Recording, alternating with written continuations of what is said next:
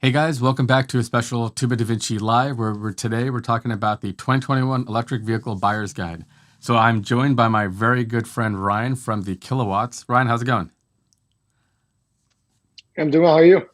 Good. So Ryan has an awesome channel you guys should definitely check out where he really just gets his hands on as many electric vehicles as he can and brings the information that he finds to you. His latest video on the Ford Mach-E was spot on. And if you haven't checked it out, or if you're thinking about the Ford Mach-E, which we will talk about in this show, you got to check it out. It is a really awesome car. And I think you guys are going to be pretty impressed with what he found about the car. And the video quality and stuff is super high.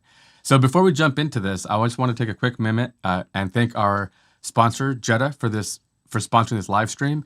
Jetta is one of my favorite Tesla accessory makers. They make super high quality products. Their latest is the tray, which fits in your center console and hides all the wires and actually even gives you like smartphone or a smartwatch or AirPod charging capabilities.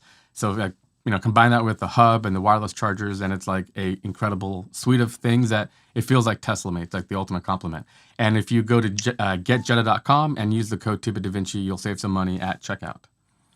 So why don't we get into this and talk about which EVs are you most excited about?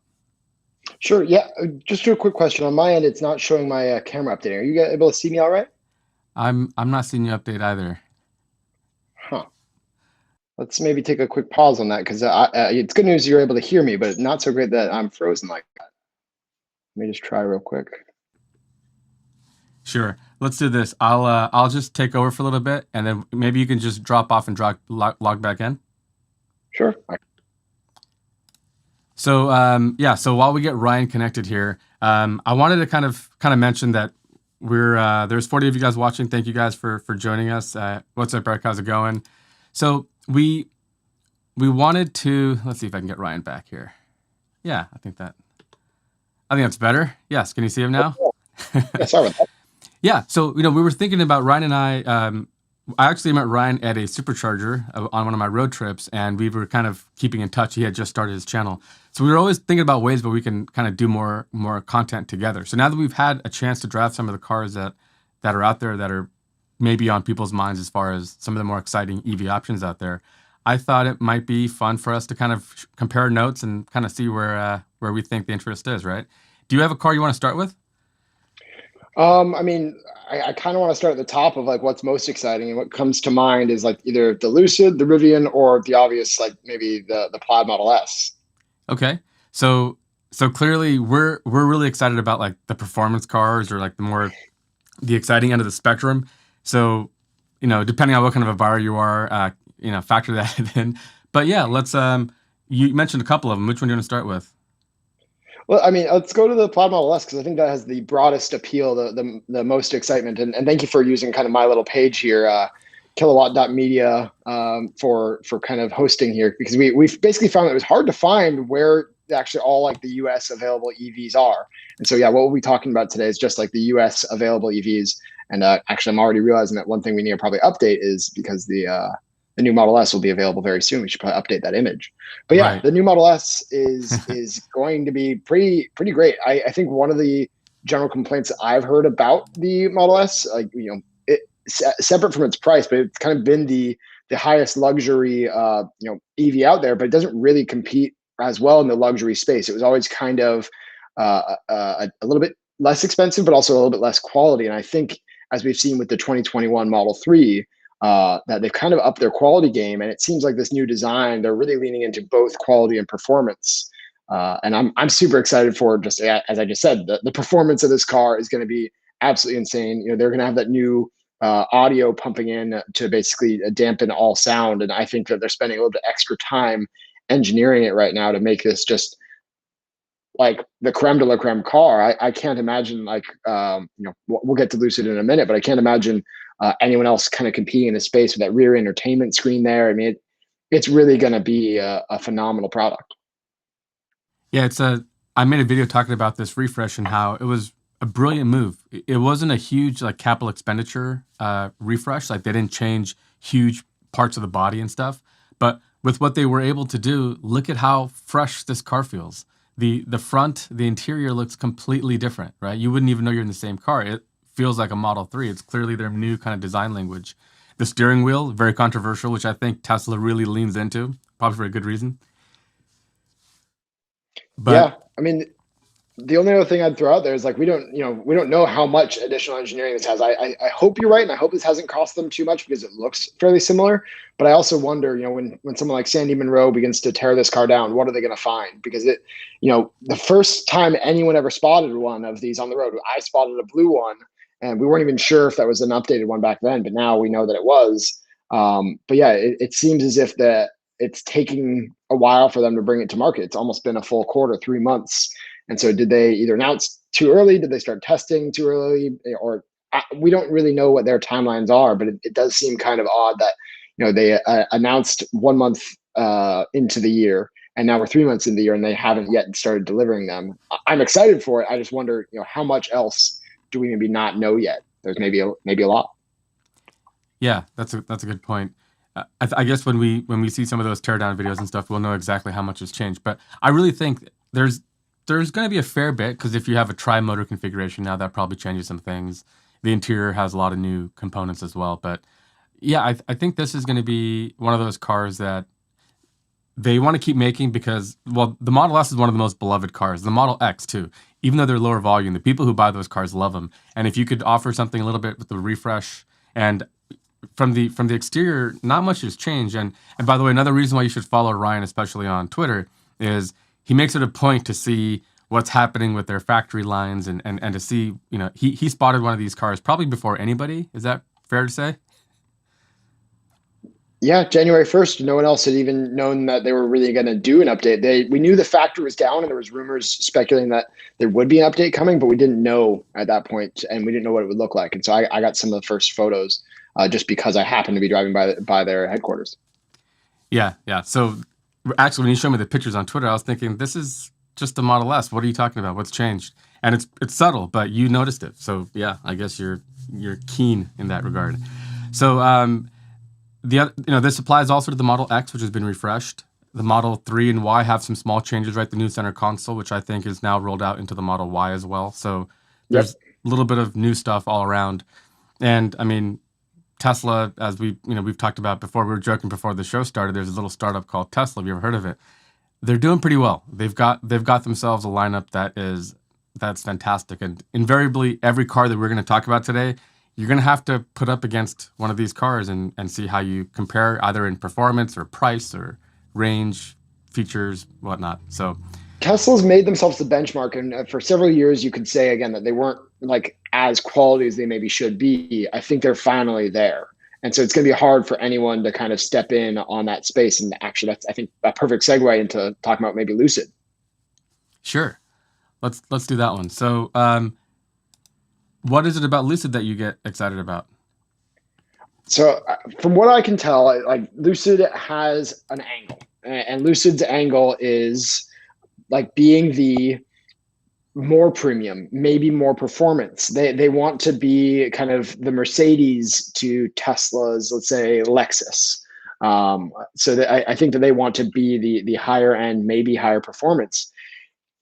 And it's really gonna be hard with, and I think that's exactly why Tesla is timing their update right now, is because now they've got competition. I've definitely seen several is kind of trying to say, like, oh, we're going to be the premium. They had a screen. They had announced that they were going to do a screen in the rear before Tesla did.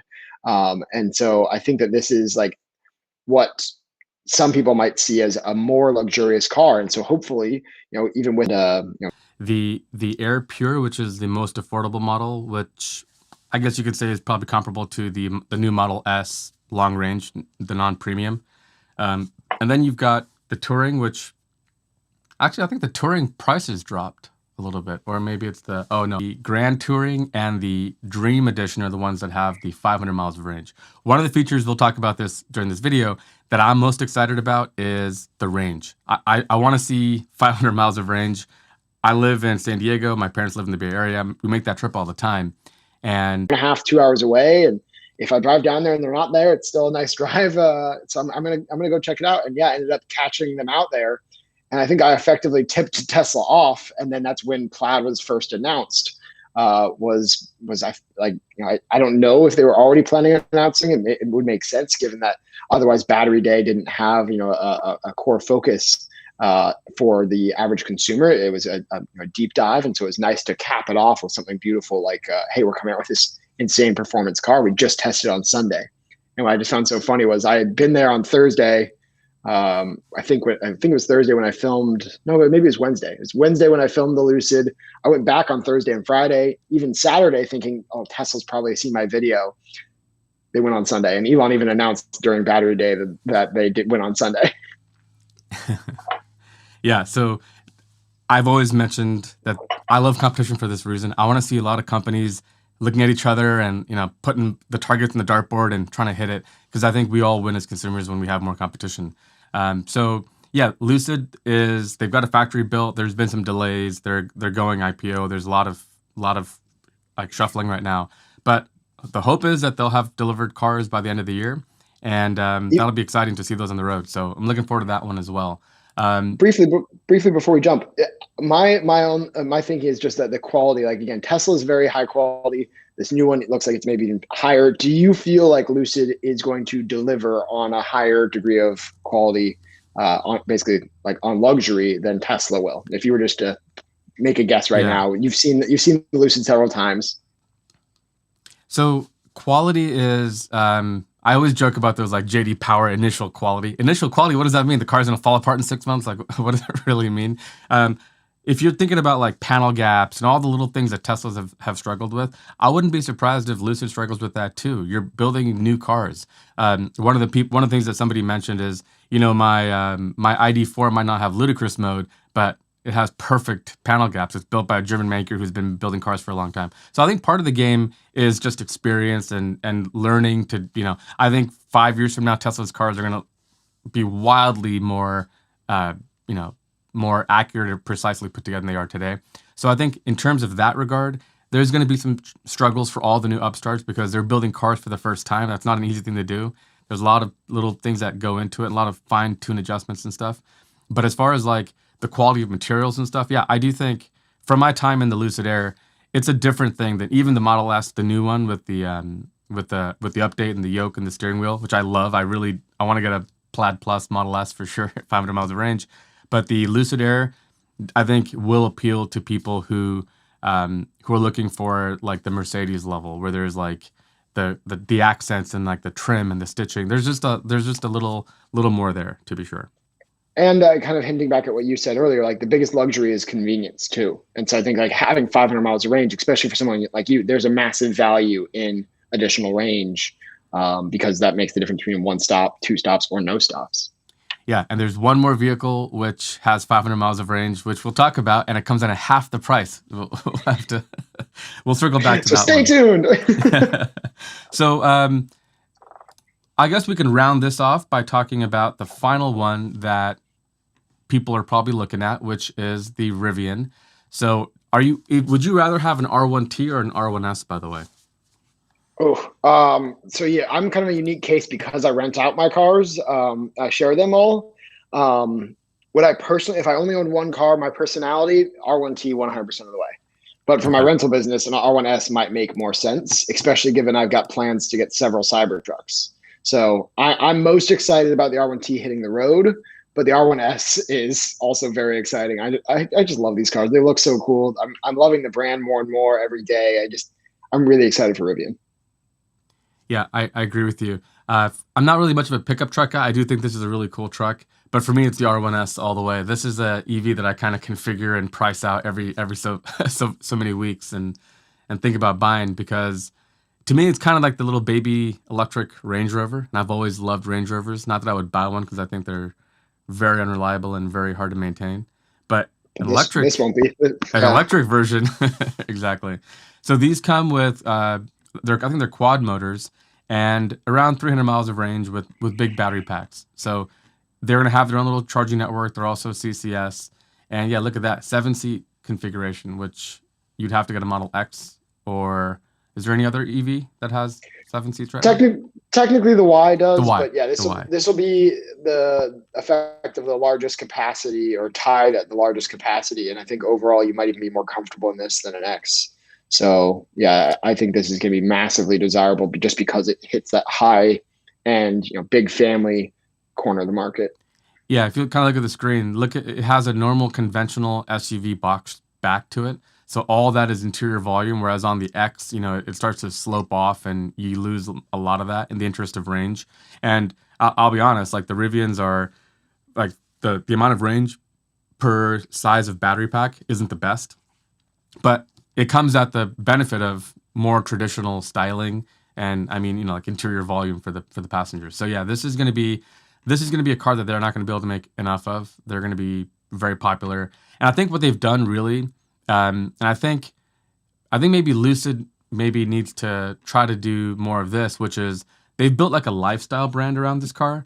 You've probably watched The Long Way Up. If you haven't, check out Long Way Up. It's this Oh incredible yeah. documentary series where Ewan McGregor and his friend Charlie Borman ride electric motorcycles from the bottom of South America and Patagonia all the way up to LA. So, and for their crew gear, they have Rivian trucks, and they were prototypes. They weren't even done. There was like big honking pieces of missing stuff in the center console, but they just went and did it, and it was such a cool thing to do because what they've done is they've set themselves up as like a lifestyle adventure brand, and that is going to be their differentiator. And it doesn't help. It doesn't hurt that there's no direct Tesla to compare it to, which is also going to be good. Thank you, Lawrence Yeah, I McGill, think for so. the super chat. By the way, we appreciate you. I think a lot of people definitely see like the Cybertruck as a potential competitor, but you look at efficiency comparison, you look at cost comparison. But I do think that these are different enough. It's like I'm trying to think of like what else is a good comparison, but it's just they're different kind of lifestyles, different kind of people. There will be people that see these as being similar enough to where they're going to compare and maybe buy the Tesla because it's lower cost, or maybe buy the Rivian because it looks better. But I think it's they're separate, and that's where the Lucid is like very much harder to tell who's going to be the customer for which one because they're both channeling the same market. Yeah, yeah, I'd agree with that. So that is probably the rundown of the most exciting cars that we're all thinking about, and Yeah. it should be they should be out on the roads this year. I think was it you mentioned or somebody on Twitter had mentioned they saw a Rivian R1T doing some testing on the road. So I think we're going to be really close, and we're going to see them shortly. Yeah, yesterday there was a whole bunch of R1Ts. If you look on Instagram, especially, I think like there's a Club Rivian account that shares just Rivian content. And oh my God, I mean, they were New York, New Jersey. We saw some the other day.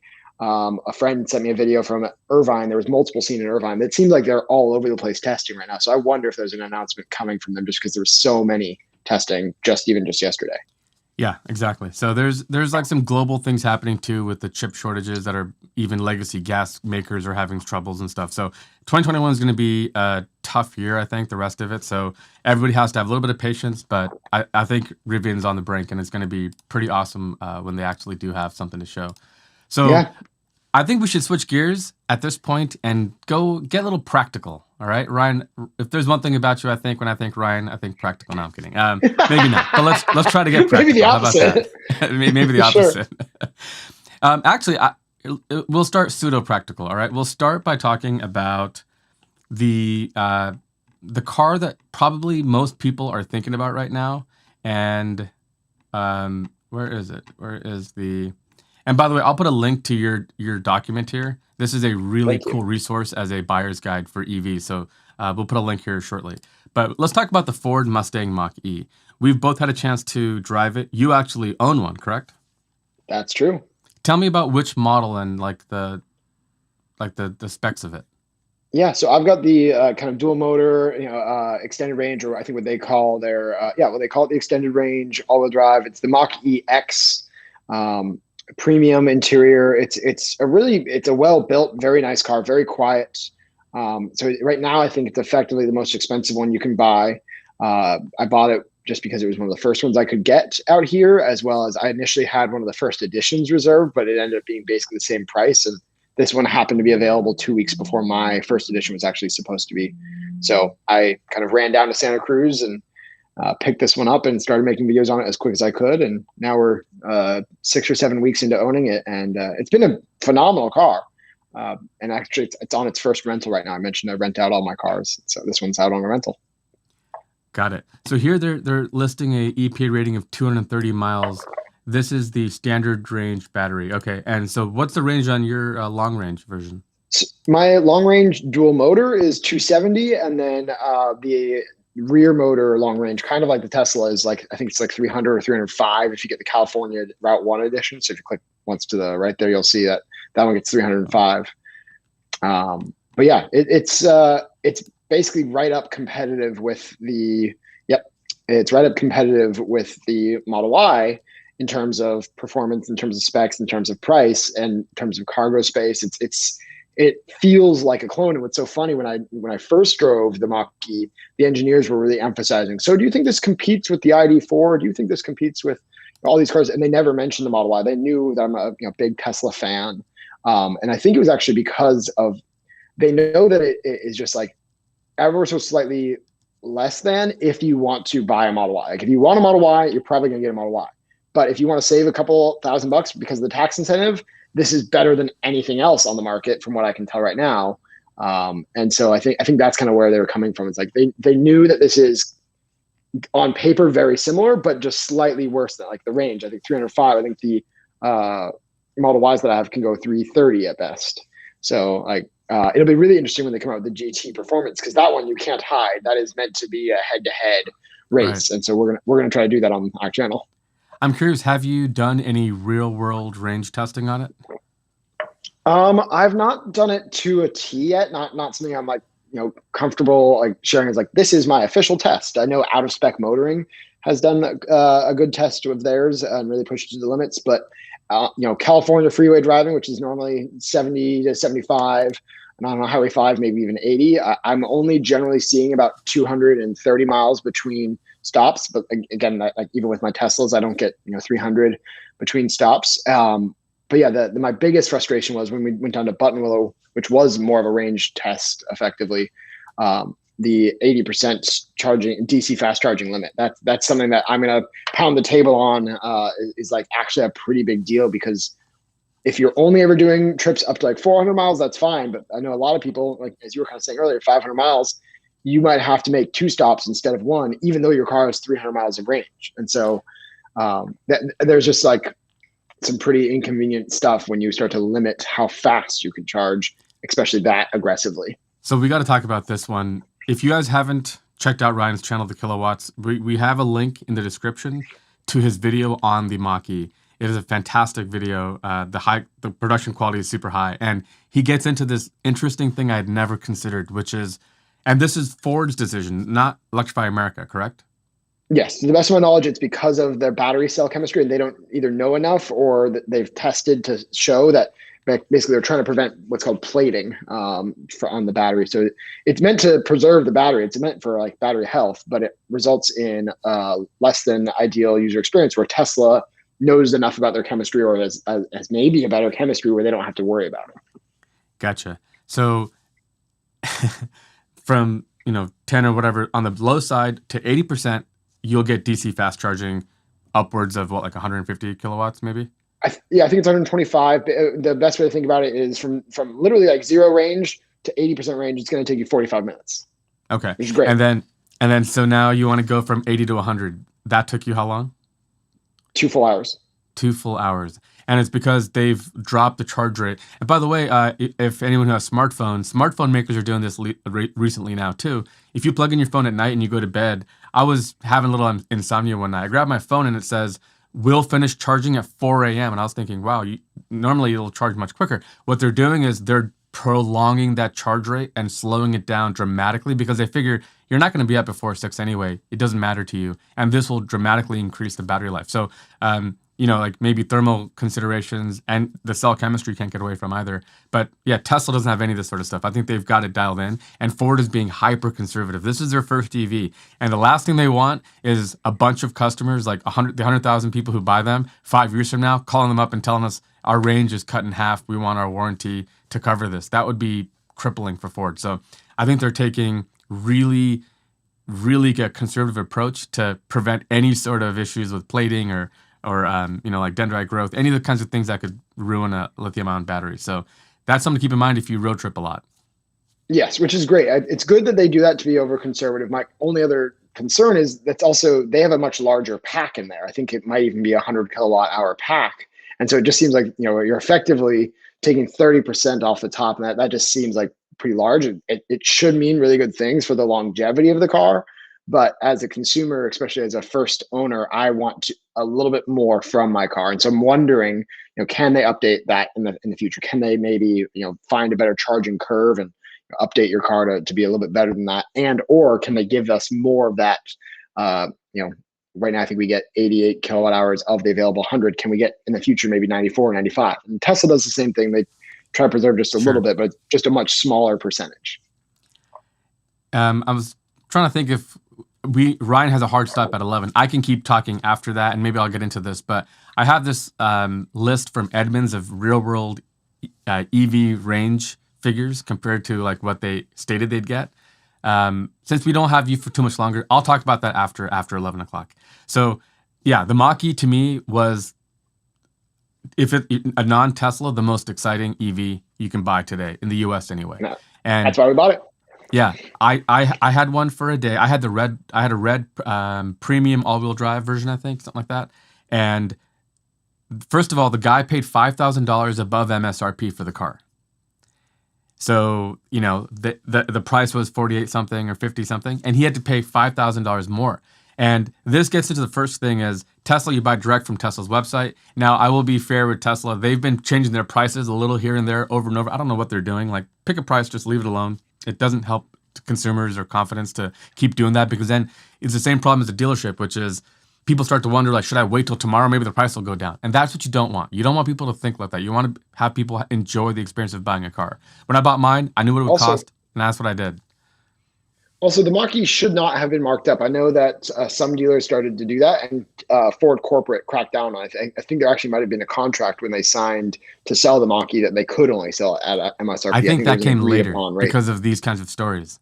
Because the person that I bought it from, the dealer wanted $10,000, and he had to like negotiate that down to $5,000. So there might be a kind of something in place now, because this is the problem with the dealership network. And you buy these other EVs, you got to deal with these jokers and their bad coffee and. And for those that don't know, they are separate companies. The dealerships are separate, effectively. They have partner and they're allowed to use their logo and whatnot. But you are buying from that local place who's already bought the car, and so I could see where maybe that might make sense. But to the best of my knowledge, Ford is doing their best to crack down on that. I'm sorry your friend experienced that. I wonder if there's more that they could pursue to get some of that back. But yeah, that's really a shame. Yeah, exactly. Let's talk about the infotainment and stuff. How do you find being inside driving the Ford Mach-E versus you have a Model Y as well? I think you have several. How does it compare to a Model Y in terms of like infotainment, layout, response, UI? Yeah. So early on, I really tried to reserve my opinions on this because I wanted to make sure to give it a fair shake. And I know a lot of people were like, "Oh, well, this is slower," and they assume everything is slower than a Tesla. And there's a lot of fanboys, a lot of people that really love Tesla, and that makes sense. It's a great car. But the UI in the Mustang Mach-E is very good. At a baseline, it seems like they had really good intentions. It's better than most non-EVs that I've been in. And to be fair, a lot of them are maybe older cars, but it has wireless CarPlay, which is great rather than a wired CarPlay. I've been in like the Chevy Bolt, which I'm sure we're going to talk about in a bit, which doesn't have any built-in navigation, whereas the Ford's navigation has things like accurate range estimation that I think even considers your driving, others driving around you, a whole bunch of other things. Oh, thank you, pulling that up. But yeah, they really consider a whole bunch of things for you in their UI. But where it starts to get a bit frustrating for me is that it's not all streamlined. So if you're using Apple CarPlay, you won't have your accurate range estimation. I think there might be a way to kind of make some like workaround, but especially if you're only using Mach-E, as one of your cars, it's not as straightforward as Tesla. Tesla has nailed it, made it as simple as possible and streamlined as possible. This is not there yet because there's two different navigations, because you have to hit like the controls. You have to hit like the car icon and then settings and then trunk or something like that to like open the trunk. Like, so it's not like Tesla, as long as you're in park, you can open the trunk. So it's just not as obvious. But then there's other things that the Mach-E has and Tesla doesn't, like a kick trunk. So if your hands are full, you can just slide your foot under there and open it up. So I think still a lot of people will love this car, especially if they don't like Tesla. But for me, I lean to Tesla, the UI, the simplicity. The phone app, for example, automatically updates instantly with my Teslas within 30 seconds without having to do anything. I know exactly where my car is, what the charge state is, everything I need to know about it. With the Mach-E, if it updated in the last several hours, it'll just maintain that screen, and I have to either lock or unlock it to force effectively an update. And I can't see how fast I'm charging from the phone app. So if I, like you said, with your phone in the middle of the night, when you checked it, it's like, oh, what is my phone currently at? Where's my car currently at? I have to drag down or force an update on the app, and I can even do it here right now. It's on a rental, so I wouldn't want to lock or unlock the doors on that person, but I'll quickly just go through this. So Ford takes a second to get started here. It's going to load. All right, so that's kind of what it's telling me about my car. 92 miles, 38%. It was updated 14 minutes ago, though, and I don't know whether or not my car is locked or unlocked. And so there's just things like that I would just prefer to have versus when I open Tesla, and I can see it's already there. I've already got my car. It's actually, it's unlocked. That's the one I've got this weekend. So I'm going to go ahead and lock that. Boom. I know it's done. I know exactly that is the current range of the car. Nothing else to consider. So it's the small things. I'm kind of nitpicking here, but those small things matter. No, it matters. When you use it every day. Yeah, and you mentioned that you tour these cars. So I tour my Model 3 as well. And recently, an owner, it was like, he was the nicest guy, but he had just bad luck. He lost the key. So he's like, what do I do? I said, don't worry. To let me know when you're going to the airport, I'll unlock the car, let you in. And then when you get into the car, don't worry, I'll start it for you. You have 2 minutes to put your foot on the brake pedal and get on your way. And I did all this like from bed. Can you do all that in a Mach-E? No.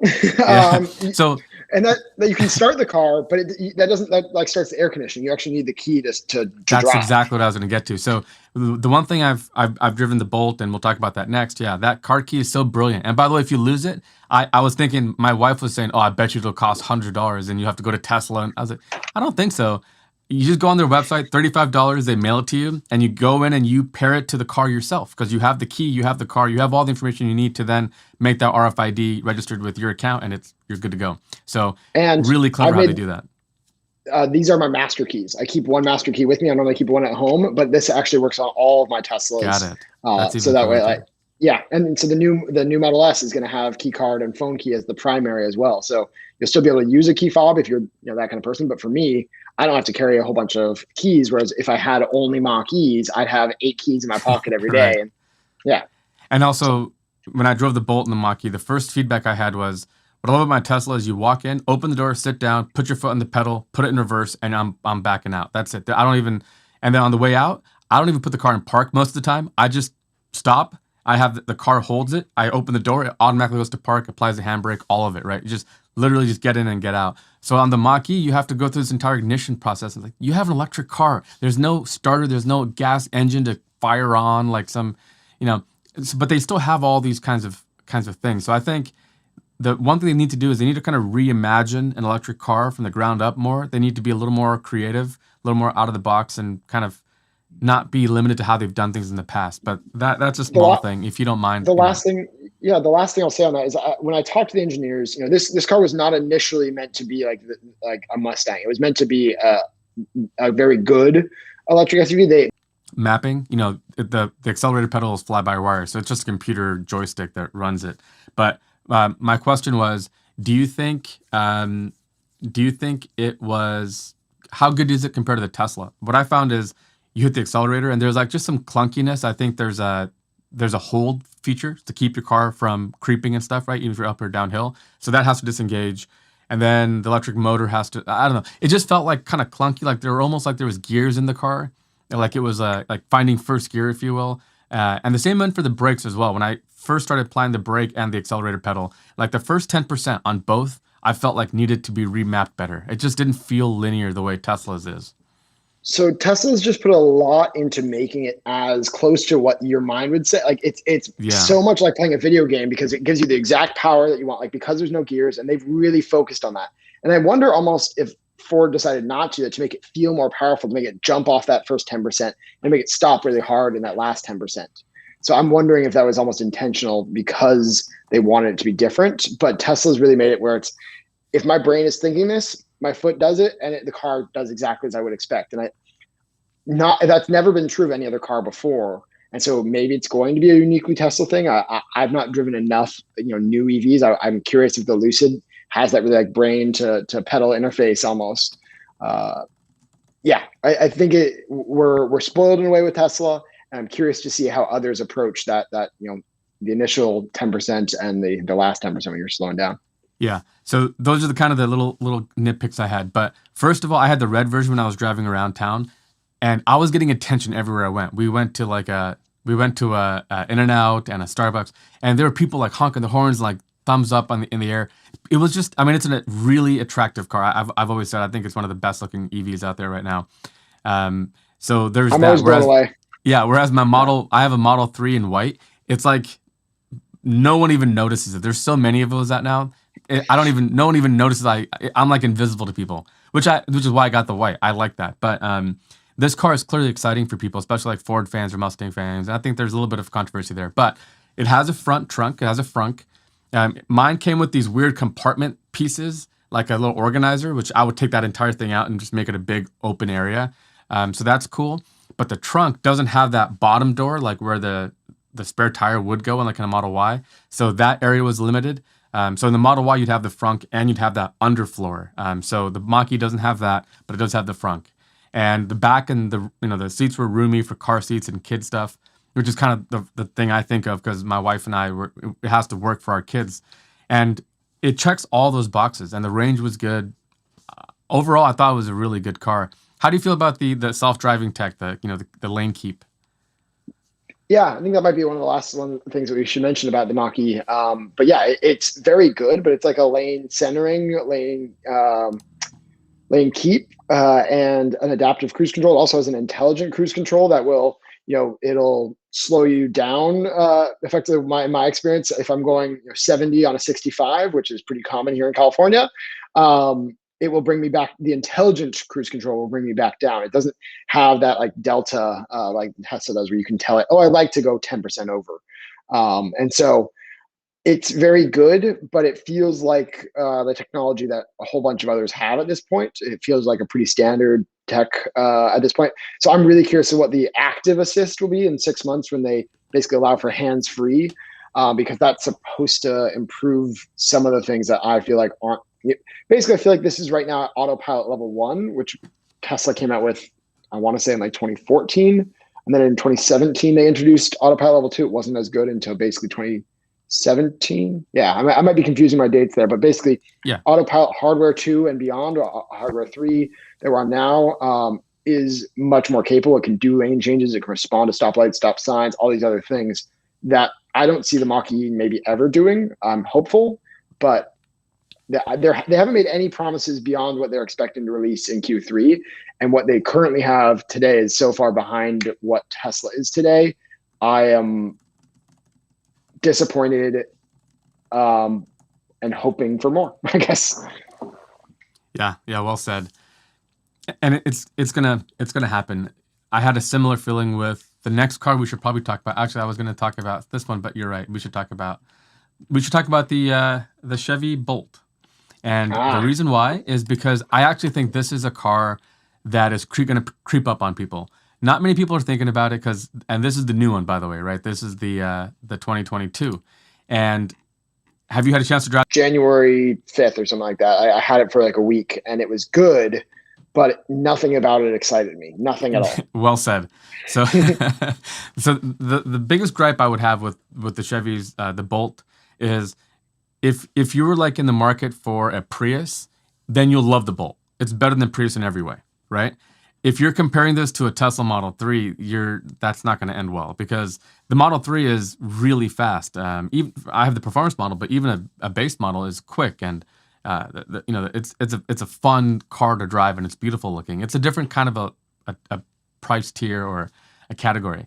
But the new Bolt improves on the old one in very meaningful ways. It's still the same platform. So again, this is a low CapEx refresh. It's more of like a midlife refresh. But to my eye, I think it looks better. And I will say, I think it looks better in person than in the photos. But this is the EUV, which is the bigger version. similar in size to the current model, and then the EUV is a bigger thing. It's a little bit wider and taller and A little stuff. more So headroom. Yeah. yeah, exactly.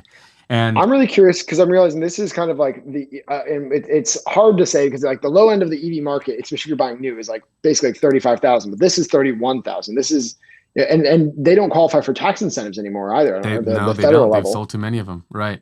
So So like the the Bolt EV I ID4 think and is this, 31-ish. This is the Bolt EV 31-ish, and I think the Bolt EUV starts at like 33 to 34-ish. So it's a little bit more money, but I think the EUV will be significantly a better car, and I think they'll sell better of them. If you look at this still has that goofy proportions of the old Bolt to me, which it just feels like it needs to be stretched out, or there's something just not attractive about it. But the EV to me fixes a lot of that by stretching this thing out just a little bit, and it makes it feel like it's a little more of kind of fits its frame a little bit better, if that makes sense. I don't know. Um, does it have does it have DC fast charging? There was something that this car doesn't have. I don't know whether it's just it's like the DC. 50 volt. Sorry, it's like 50 kilowatt fast charging or something. Okay, so it does have fast charging, at least we Yeah, but think. it's pretty slow. Yeah, Because again, they're very. using the old batteries, and really, this is their bridge car until their Ultium in-house new stuff comes online. So until that happens, Mhm. this is kind of like what you get to look forward to. And I will say the interior is way better too. The old Bolt, I felt like it was like a tin can, had no door installation. It felt like a super cheap car, and I personally just don't care for that. This one has much more of a refined feel to it, more soft touch plastic. The seats were kind of like a perforated vegan leather, and just generally improved. I will say the infotainment system is still very old and outdated compared to anything that Tesla's doing.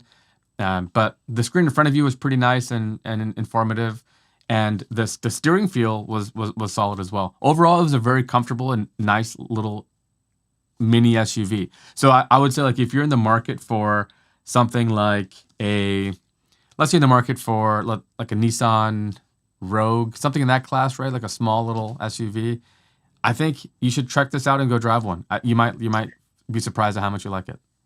I think exactly like this satisfies a lot of what people need. It hits all the check marks. It doesn't do a lot beyond that, but it satisfies the check marks. But one thing I think that maybe might be better, and this is maybe a really good comparison that I want to do on my channel in the future, which is the Volkswagen ID4 versus this, because I think Volkswagen ID4 is a little bit further along and it's a newer generation effectively. I I know think it's bigger as you kind too. of, yeah, the headroom in the rear and in the front are very good. It's technically like a compact SUV, but basically about the same size. I think it's going to be a hard press for some people. I think that might be a really good. I always like to look towards the top of the market because it's the most exciting to look at. But as you look at towards the bottom of the EV market, the costs are comparable after the tax incentive, and yeah, 32. So you're talking about $1,000 Yeah. more. This is a really interesting compare. So because they You know, don't have they still have the tax credit and Chevy doesn't, then they're actually kind of comparable, which is interesting. But as mhm. people in And the comment section have mentioned, that credit might be coming back, so that might be interesting. I mean, without it, this car is $7,000 more than the Bolt, and I think it kind of fits. Like it does feel like a bigger car overall. This is an exciting car. Have you had a chance to drive one yet? I have. I got to see one a couple months ago at a dealership. Really liked how configurable it was, like some of the features that they put into it.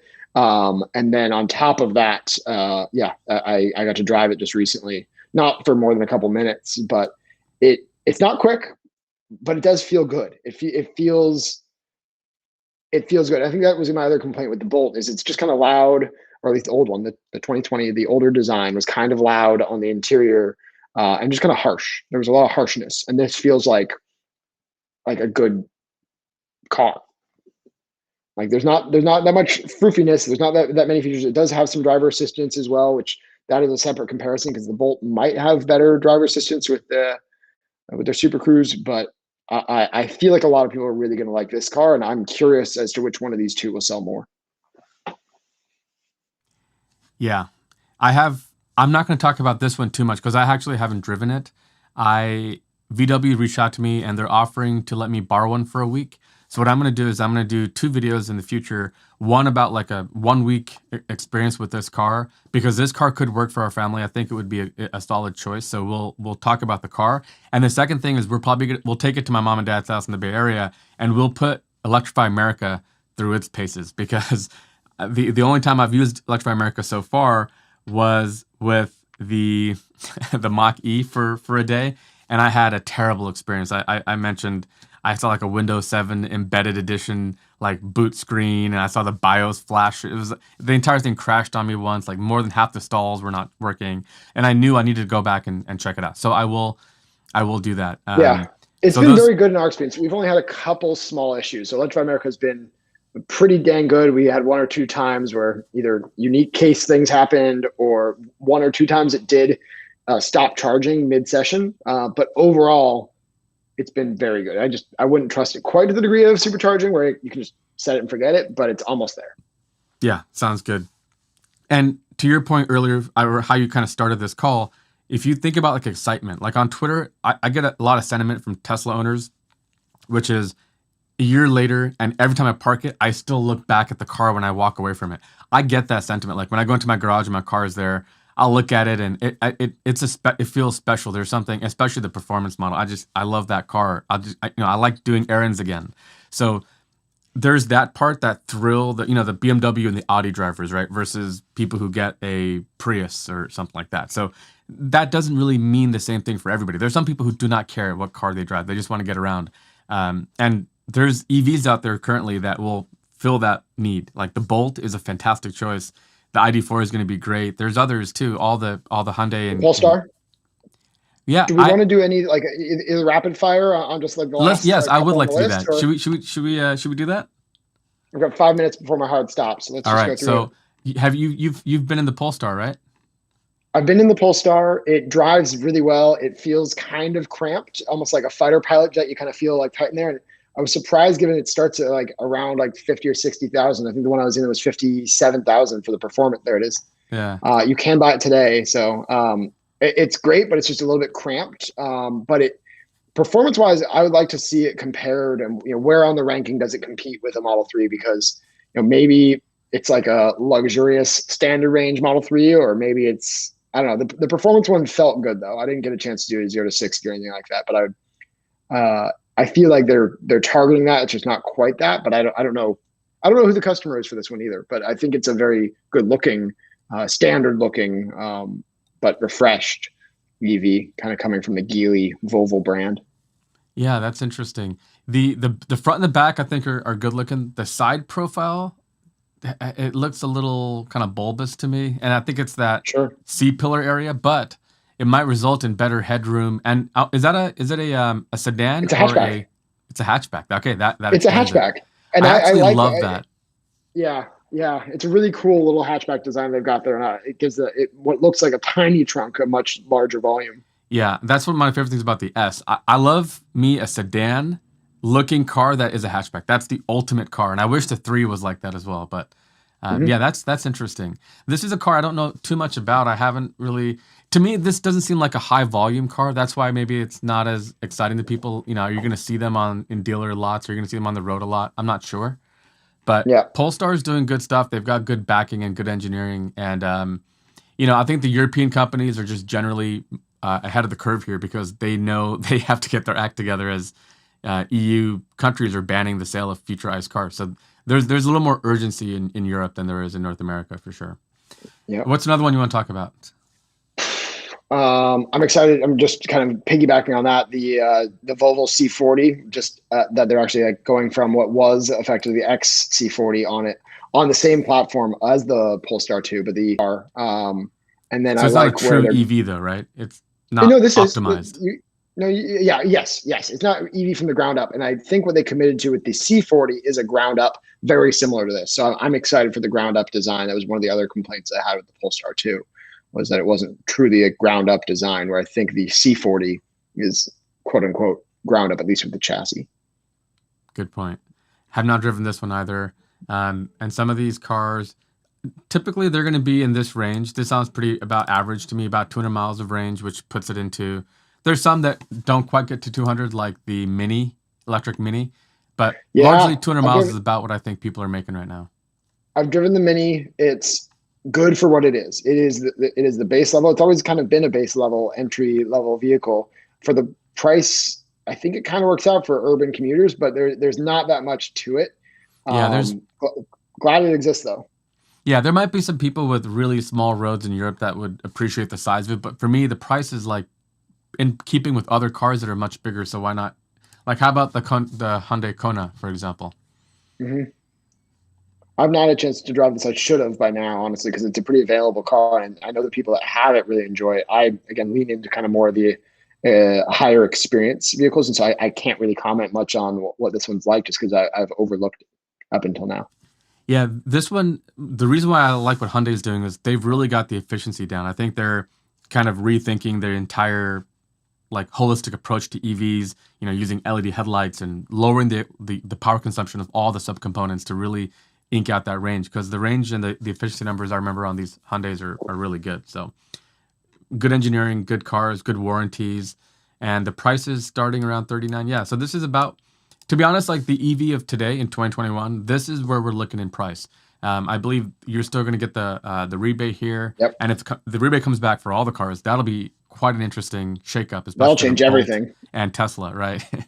Yeah, because it's basically like 30,000 to get like into a good EV, and it goes up from there. And Tesla is just barely above that in terms of their price. And so if you can stretch for a Tesla, it often feels like, generally in the community of EVs, like you should try to. But this is still a great one if you don't like Teslas or if you don't want to spend the extra couple like thousand. So there's a So I'm lot of gonna, good cars out there. yeah, absolutely. I'm gonna keep this stream going. I have a couple more topics I want to talk about, but Ryan has to get going. Ryan, thank you so much. I think I'd love to have you on more often, or maybe come on your channel. But this is fun. In the next couple of weeks, if there's more cars you got a chance to review, I'll do the same, and we should do this again. Thank you for joining us. I Absolutely. appreciate you. Thank you for having me. Talk to you soon. Later. And again, I'll have links to Ryan and his channel, and he does some really awesome stuff. He's in the Bay Area, and anybody who wants to like do a meetup or something, he loves meeting the fans, and he's a really cool dude. Really great channel. And I'm sure we'll have him back on the channel soon. So I'm gonna now kind of turn over to the comment section, and I've kind of been monitoring, and I think there's been some kind of um, common things. Like for example, Eric says the tech stack is so disappointing on all these other vehicles compared to Tesla. So in my opinion, this is the fundamental issue I think that the other companies are having selling cars. VW has very much built a traditional car now just with an electric motor with the ID4. And what I mean is, if you look at the console and the screen, it's all very average fare from what they've always historically done. And my only experience with the ID4, and that's why I'm really excited to have it for a week, was that the touch interface was so terribly unresponsive that it was maddening. And that's pretty common. That's what happens when most of these car makers try to build software. Whereas Tesla really kind of built their own UI, and Tesla kind of built their own UI, and they were able to. Somebody mentioned about joining the chat. Let me see if I can make that happen. But Tesla has their own UI, and it's really zippy and responsive, and they improve upon it. So Tesla runs like a Silicon Valley company, like Facebook, where every 2 weeks they have another sprint. They have a cadence to releasing software. They increase new features. In January, you notice that they made the screen more split, like less of it was dedicated to the map, more was for the view, because the visualization for the beta was coming out. And so as a result, when you go into a Tesla and you drive it, there's a specialness. And if you're comparing that, I have a hard time imagining any of any of the EVs can match the specialness. The one exception I'd say is the Mach-E. The Mach-E to me did feel special, and it was a special car. But there's other drawbacks like the screen and the UI being vertical. Give me a landscape screen, and the reason is if you're driving and you have your elbow pinned on like the center console, a landscape screen really lends itself well to be able to reach across. Whereas a portrait screen, you have to lift your hand up. So now you're not like, you don't have your elbow rested, which gives you much better control, especially if the road is bumpy and stuff. So that was the first thing I wasn't a fan of. Hey, Gary. Gary says, I live in Nashville. Nice to meet you. I love Tennessee. My wife and I threatened to move out of California, and Nashville's on the list of hot emerging cities for sure. So the dials were we're kind of positioned in a decent way on the Mach-E, but like climate controls or how you access the menus, it all just has room to improve. Now, ideally, what these companies should be doing is building their software with an over-the-air update model, where there's some little hard drive where they can update, they can download the latest for software. They can verify it, validate all the bits that the transmission was successful, and then update your car over the air. If they can do that, then they can improve on these things. The Mach-E will get better over time. But I'm afraid that a lot of them, they won't do that. And so as a result, your car is going to be a stuck old view of the past, whereas my car has been improving for the last 2 years. So those are the sorts of things where I think the buyer has to kind of think what they want to see. So like, for example, in the comment section, what are you guys looking for? Like if you're thinking about buying an EV, could you guys share with me some of the EVs you're considering and what is important to you? What are the things that you must have when you're shopping for an EV? And I'm kind of curious if we can break this down into categories and see. Because I will say that they're becoming quite practical. When you're over 200, really 300 miles of range to me is the minimum, because when you factor that you don't want to charge over 85-ish and you don't want to go below 10 or 15, and the fact that you have to run a heater if it's cold and all the other kind of considerations, 300 miles of range is really where I would like to be, but 200 miles could probably get it done. So Ryukachu says, Ricky, have you done anything with EV conversions? I have a video on my channel where I talked to a person from Moment Motors in Austin, Texas, who does this. He takes like old like Nissan 240s, old Mustangs, old Mini Coopers, and converts them to electric. And we were thinking about doing an electric car conversion before COVID hit last year, and so we scrapped that idea. But it's a great way to take an old car that you love, get the junky gas engine that's going to break down and give you trouble, get that out of there, convert it to electric, make it faster and funner, and learn a little along the way. I think it'd be the ultimate cool thing. So anybody who's doing electric car conversions, like tweet me or write to me at info@2bit.media, and we'll have you on the show. I'd love to see how some of you guys are doing on some of these projects. One of my really good friends, Robert, did an electric motorcycle conversion. So really cool stuff. So Steven says lease on the Nissan Sentra is up, and he's looking for a Leaf or whatever it's called. I think the new ones are called the Aria, but I think there's still the Leaf for now. He does need a lot of range because it's his second car, and that is exactly the way to think about this. Do you have one car? If you have one car, it has to do everything. If something happened and you had to drive across the state or something, this car has to be able to do that. So if you have one car, you need maybe 300 miles of range. But if you have another car and this is just your second car, maybe 100 or 200 miles of range is fine. I think the Nissan Leaf would probably be fine for you. Find out what the lease rate is and compare it with some of the other cars we talked about. If you can wait a little bit, the Bolt won't be here. And don't get an old Bolt. You should definitely wait for the new 2022. But if the new Bolt comes out, I bet you will have some pretty good lease rates to compare with. Maybe the Ioniq or some of the Hyundai, the Kona, and just go and get a quote for a lease from all of them. Let me know. Tweet me on Twitter how that went. But I'm curious if that works out, that maybe the Leaf probably will be very competitive, because the problem with the Leaf is it has terrible resale value, especially historically. So that's where maybe the lease will be a little bit higher than some of these other companies that hold their value better.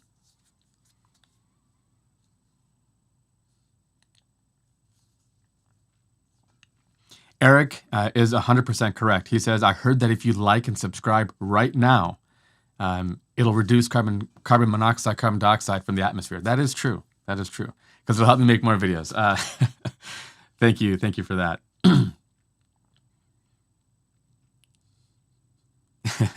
James says, my 1980 Ford Fiesta has a top speed of 62 miles per hour, 65 with a tailwind. One cool thing about electric vehicles, there was a gentleman who was talking about he won't buy an EV until they have 1,000 miles of range and some stuff. The thing with electric vehicles is, with gas cars, you had to make a choice. Do you want a performance car or an economy car? You can't have both. If you have a Ford Focus Fiesta or a Prius with a 80 horsepower engine, you might be able to get 40 miles a gallon, but it's going to be boring and slow. Or if you want a 500 horsepower Nissan GTR, it's going to get 15 miles a gallon. The electric motor is so cool because you can have this huge output potential and just apply it with a lower voltage, lower current, and get less performance out of it. And when you need it, you stomp on it and you can get full power out of it. That's the amazing part about a car like I have a Tesla Model 3 Performance, which, if you guys know me, you've heard me say before, it's the greatest automotive history in humankind. It's the best automotive deal in human history, because my car can go about almost 300 miles if I feather it and I drive slowly, or I can stomp on it and beat supercars around a track because I get instant torque and I can go 0 to 60 in about 3 seconds. It's a great combination. Going electric for people, I think, is seen as like, like giving up meat, like this compromise, but don't think of it like that. Going electric is going to be amazing. We have some challenges to deal with, like battery tech and stuff, but we're making great strides, and going electric is going to be amazing. You're going to be able to drive cars you never imagined before. You're going to be able to buy like a $40,000 hatchback that does 0 to 60 in 4 seconds or less. That was not going to happen in the gas world. So it should be exciting. Christian says range, pricing, and my personal feeling about the car's looks are what get him interested. That sounds about right. I think, Christian, you just summed up the. I think you just hit on the head that. That's probably what average people are looking for, those 3 things. And the range is wildly important because we talked about before. Oh, this is probably a good segue to talk about a little bit of a controversial topic. And I'm going to do an entire video about this. I wanted to talk about kind of range and expectations, because one thing that a lot of people have been talking about lately is the estimated range of cars versus the actual tested range of cars. And if we look at this screen here, this is from Edmunds, and even on Twitter, there was people, throwing shade at this for certain reasons. For example, if you notice, the Model Y, they used a performance model. What would it have been like if they used a Tesla Model Y non-performance? It'd probably be up here, along with the Model 3 long range. So there are some things like that, right? So the Model S, again, is a performance model. What would happen if they had used a non-performance model? It'd probably be a little bit higher. But take a look at this. The second best range that they found in the real world was the Porsche Taycan. And this is the car that so many people made fun of for having what they call 200 miles of range. But the reality is they're delivering over 300. And this is exactly what I saw as well. I had a chance to drive in one of these in Austin. And so I had a chance to meet an owner, go around the track. I have a video on my channel. If you search for Taycan, you'll see I had a track day with one. This thing is an unbelievable monster of a car. It is fantastic. And to me, I love the Taycan because Porsche has been building this car for a couple of years. And this is Porsche, a car company that is legendary and famous for putting gas engines in certain places in the back of the car for weight ratios. And they're building electric cars. So this is wildly important. And the car is ridiculously good. And the owner and I, what he noticed was, he always got over, and he even got more than 320. He was saying he gets like 350 miles of range when he's just driving 70 miles an hour. So one of the things that people have pointed to is like the Germans notoriously underrate and over deliver. So they'll say the car is 300 horsepower, but it's really more than that when you take it to a dyno. And I think what they've done here is they've given Porsche owners a number of 200. And if you buy it thinking it gets 200, you'll be happy if it gets 300. But you're not going to be disappointed when you're flooring it and having fun, driving it, spiritedly, and you're not getting anywhere near your numbers. So on the same chart, they have listed the Model 3 Performance, and it drops all the way down from 340 for the non-performance to 256. And this number, 256, is exactly what I have seen over 20,000 miles.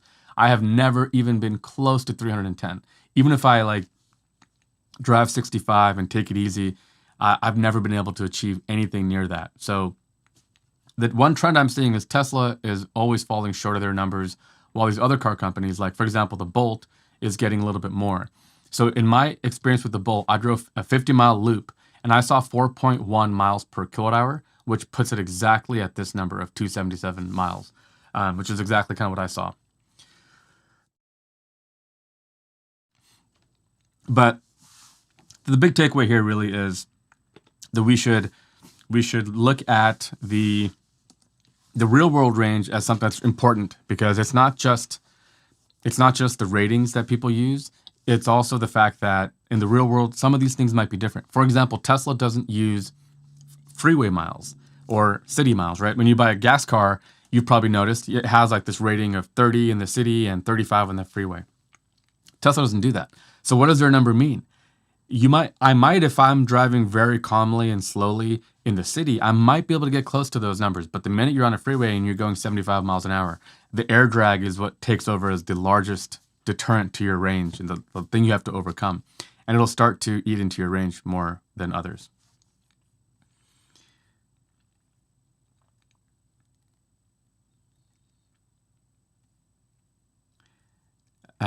Somebody says only Porsche over delivers. Yeah, I remember there was a time when like BMWs did some similar things as well. But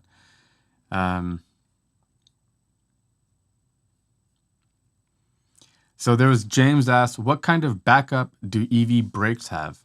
If you lose power, do these brakes come on like air brake systems when it loses air?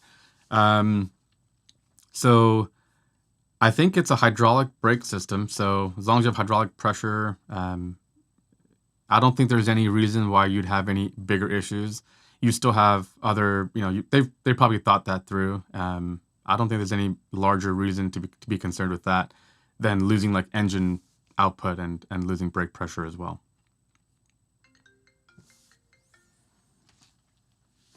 There's a little call from somebody here. So let's see what else we got. Yeah, Tesla Bjorn has some really good stuff if you've seen his channel. He talks about some of the range figures. What's really cool is he recently did a video on a 2013 Tesla Model S, and he was shocked at how good it was still performing in terms of range. So some of these cars might surprise you. So Eric has a good question. He says, Ricky, what do you think will happen for gas tax replacement to fund infrastructure? So currently, when you pump a gallon of gasoline, there's a state tax that is applied to it. So maybe the gas really costs $2, and then the state applies a 20-cent per gallon surcharge, and that money is used to fund and improve the roads. If you live in California, maybe that money is used to fund roads, maybe it's not, who knows, because our roads are terrible, and it doesn't feel like that money's being allocated properly, but that's a different topic. What they do for EVs, and they haven't done this everywhere, but in some states, I think it was like Kentucky or Georgia, there are some states that are not very friendly to EVs. And what they do is they'll tack it on to your registration. So if your average car costs $2 to register, and you do the math of the average person drives 10,000 miles, you would have paid this much as a gas surcharge. They'll put it on your registration to get it back, which if you have strong opinions about it, you should write your lawmakers and write your Congress people, because we're at the early stages of figuring kind of this stuff out. How do we fund things like road improvement when EVs don't need gasoline? So, I mean, you could just charge a surcharge when you charge, but the problem there is you could charge it at home and they wouldn't get it. So it's tricky. We're at this precipice where all of the future is kind of hanging in the balance. We have to figure out how best to approach these problems. And in some cases, it might be obvious. In other cases, it might not be that clear how best to do it. And the tax or the excise in order to fund roads is one I think needs a deeper dive for sure.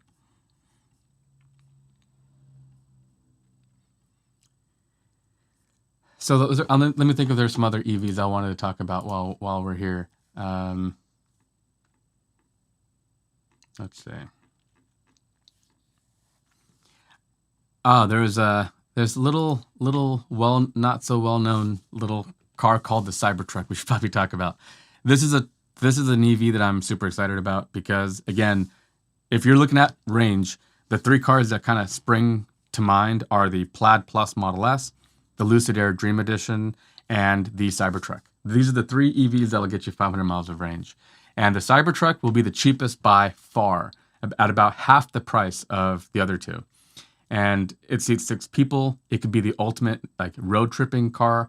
And I was a little late to reserve mine. My wife told me just reserve it the day they announced it, and I didn't, which I really regret because I'll have to wait longer to get it. But when COVID happened and the shutdown started to roll out, I realized how nice it would be to be able to do road trips. And this is going to be my road trip car. I'm going to take this thing and we're going to drive all around North America with it. So can't wait to get it.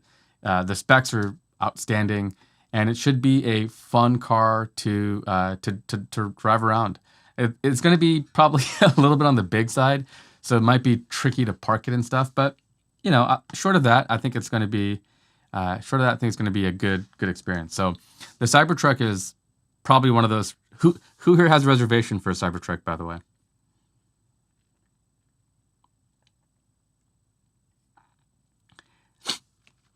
And on the other side of the Cybertruck, I see the Aptera's on here again. We're supposed to get in touch and do a call. We'll maybe do that next week. But Aptera is another interesting look at the future, because what's really cool about what Aptera is doing, if you guys have heard, is their vision of the future of mobility, electric mobility, is going to be a car that can go 1,000 miles and potentially not even need to be charged, because you could get about 45 to 50 miles of range a day from the solar panels. This is a really awesome, cool company that I definitely want to dig into more. And this is what it looks like. It is all about aerodynamics in this car. You can just tell, look at how the front wheels are faired. There's fairings around both, even the underbody where the fairing leads to the rear wheel. This is a 3-wheeled vehicle. It actually reminds me of the Elio Motors a little bit, which was a car that I was really excited about 10 or 12 years ago. And, this is the electric version, which is even cooler. And look at the top. This is where the solar panels are, up here. Look at that. And what's really interesting about Aptera is, because of the size of the car, the frontal area, the drag coefficient, they can basically go, I'm kind of generalizing or, kind of simplifying. They can go 3 times as far per kilowatt hour as a conventional, like let's say a Model 3, my car. So how far I can go with 1 kilowatt hour, they can go 3 times as far. So as a result, that means that the solar panels, which can generate electricity, each kilowatt that they produce takes you 3 times as far. So, you've probably heard the numbers that Elon has mentioned, that a Cybertruck with the solar panels can get about 15 miles of driving a day from charging. Well, times that by 3 and you get 45, which is closer to what Aptera is doing. So if you were to just leave your car outside while you're at work, you could potentially charge it enough again to drive home and back. And if you had over 200 or 300 miles of range, you'd have a buffer. So maybe there's some cloudy days, maybe some days you don't drive at all. It's the weekend. So all that considered, you might potentially be able to never have to charge it, which is crazy cool. Aptera, if you're watching, you got to send me one of these, and I'll do it for a week. We'll do like this no charge challenge and see just how far we could go. I think it'd be cool. And as Matt Farrell, I have another show called Vice Versa that I do with Matt Farrell from Undecided. And Matt always says what he loves about EVs is all the new shapes and types that they can take on now. When you get rid of a gas engine and you can put motors anywhere and you can put everything in a skateboard, all these new kinds of cars are possible, which is really cool.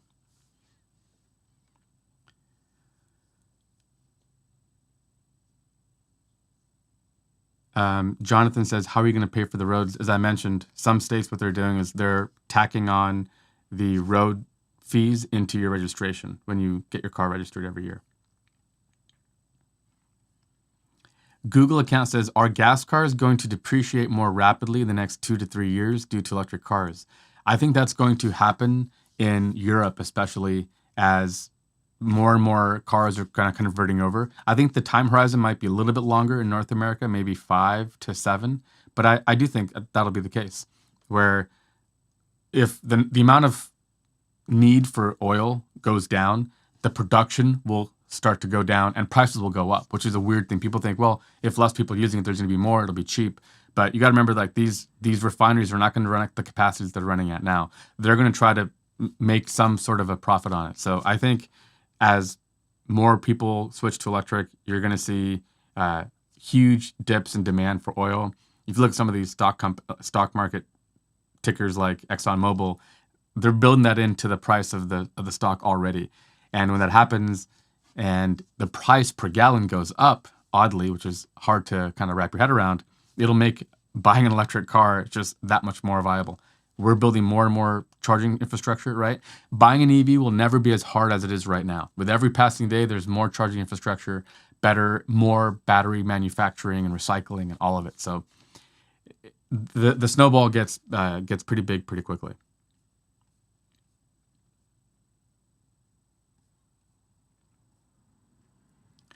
The market seriously needs more supply of EVs. Yeah, that's why I wanted to do this video and kind of talk about some of the options out there. Some of them are, couple in the future, like Rivian and Lucid. Others are here right now. Bolt is also in the future, but I really think the Bolt is a car. If you're not really a car guy, you don't really care about that kind of stuff for the performance, you should definitely check out the new Bolt, especially that EUV. I think it's a cool option, especially if you're leasing and you're trying to make the sense of the finances of it all.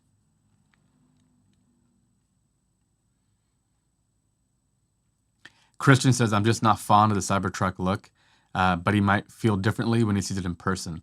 That's a very fair assessment. I didn't love it when I first saw it either, but it has grown on me, and it grew on me pretty quick, like within a week. And I might change a few angles of the car, but like the back 2/3, I really love. I just think it's such a cool car, and for me, it's really more about the performance of it than it is about the looks for that one. Eduardo says, your thoughts on ChargePoint. I love ChargePoint. They recently, via SPAC, they're now publicly traded. The problem I have with ChargePoint is a lot of their chargers are level 2, which looks good on a map. So if you're like showing off a map of here's where we have chargers, that looks cool. But level 2 charging is not going to cut it anymore. If it takes 8 hours to charge, where are you going to go that you can really realistically charge? I think we need level 3 DC fast charging. And that's where ChargePoint needs to flip that script a little bit and build out more of that network. I'm sure they will as more cars come online, but ChargePoint is great. EVgo and Blink are pretty good. Electrify America is a big one because they have a lot of fast charging. That's what they've been investing in. And I think that's what you have to look at. For all these charging companies, don't look at the number of chargers. That is almost meaningless. Look at the number of level 3 DC fast charging. That is a much better metric. Jonathan says the government needs to enact the Defense Production Act to increase EV production. I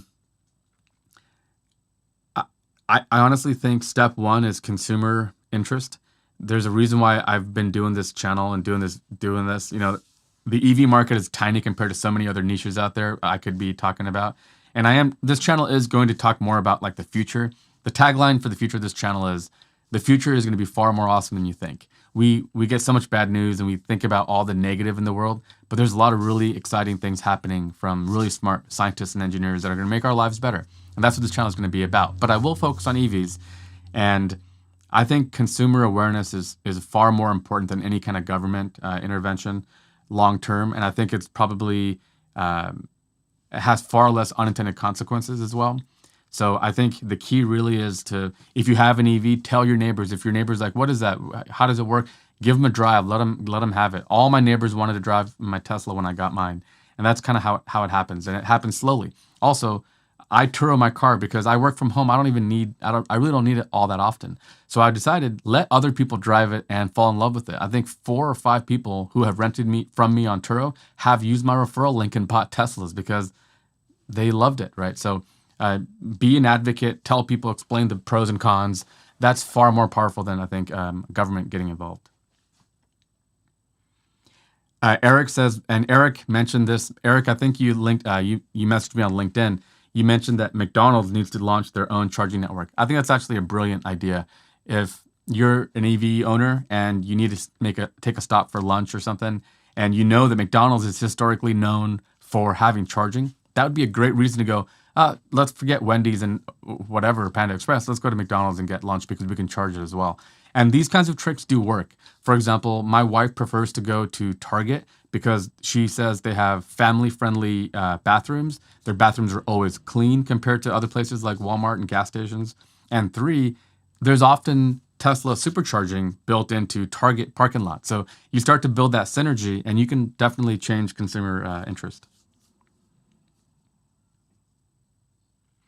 James says, if you drive my Ford Fiesta, you won't want to drive anything else. I've driven those kinds of cars before. I have had a Honda Fit, which is very similar. Great cars. Come drive my Performance Model 3, and then we'll talk.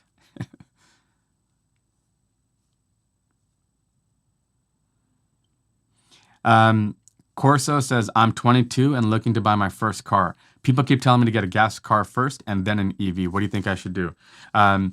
Here, I'll give you some advice. I'll tell you a little story about my personal history. I was a huge fan of BMW. I've always been a car person. You guys maybe don't know this because I talked about EVs, but I was a huge car nerd. That's why I got into engineering, for example, and became a mechanical engineer.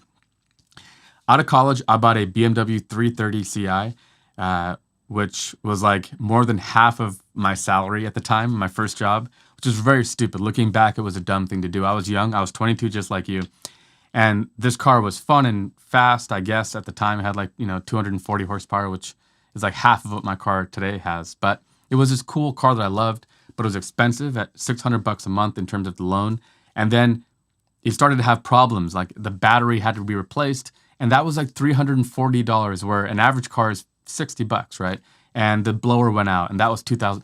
The stuff started to add up. And this is why I hate BMWs now. German cars in general, I think they're great if you lease them for the first couple of years, but if you're buying a used one and you're going to hold them, all this stuff, I've had bad luck. I've had bad experiences with. So this car, I finally decided I want to buy a house. I want to set myself up for my financial future. I got to get rid of this thing. So I sold that BMW. I fixed everything up and I sold it to a pilot who I actually became friends with. And then I bought a Honda Civic.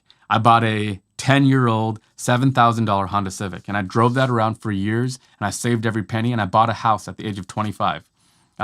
As a result, my mortgage today is less than most people pay in rent. And that's all because of that choice I made. So I will tell you, Corso, my advice to you is you put yourself in a financial position to succeed. And the best way to do that is never go into debt more than you need to. Buy a very economic car. Your first car, make it very affordable and practical, and save. And convince yourself that you're going to buy a house or do something else, you're going to invest. And then slowly, in time, when you're in a position like I'm in a position now where I might even get a second Tesla because our first one's always out on Turo. When you're in a position where your life is starting to take shape financially, then go get whatever electric vehicle you want. That would be my personal advice from a financial perspective, because I think personal finances is something that's wildly important to me and not something I talk about too often. But James says your first car should be a Ford Fiesta. Solid car. I've always been a Honda person before I was a Tesla person. I found Hondas to be incredibly well built. They last forever and ever. Buy a used Prius, says Dusty. Yeah, something like that maybe makes sense. And just put a time limit. Like tell yourself, hey, I'm going to save. And on this date, I'm going to reevaluate. And I find it nice when you make a compromise or a sacrifice that you put an end window on it. If it's just like I'm going to sacrifice forever, that feels depressing. But if you say, look, for 2 years, I'm going to buckle down, I'm going to save, I'm going to eat ramen, I'm going to save my money, then it feels like there's an end in sight, and that maybe will help you. Yeah, Eric has 200,000 miles on his 2008 Pathfinder. Yeah, good cars.